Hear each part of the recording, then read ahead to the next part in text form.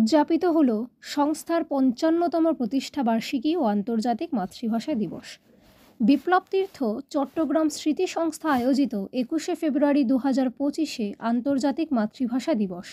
বাহান্নর ভাষা শহীদ সালাম, বরকত, রফিক, জব্বারের আত্মবলিদানের দিনটি স্মরণীয় হয়ে আছে তৎকালীন পূর্ব পাকিস্তান, অধুনা বাংলাদেশের বাংলা ভাষার মর্যাদা রক্ষায়। ২১শে ফেব্রুয়ারি আন্তর্জাতিক মাতৃভাষা দিবসের দিনটি আবার আয়োজনকারী সংস্থা বিপ্লব তীর্থ চট্টগ্রাম স্মৃতি সংস্থার প্রতিষ্ঠা দিবস।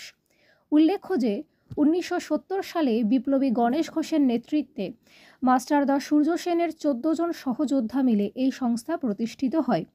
কলকাতা সংস্থার নিজ ভবনে ২১শে ফেব্রুয়ারি আন্তর্জাতিক ভাষা দিবসে ও দুই বাংলার দুশ্চিন্তা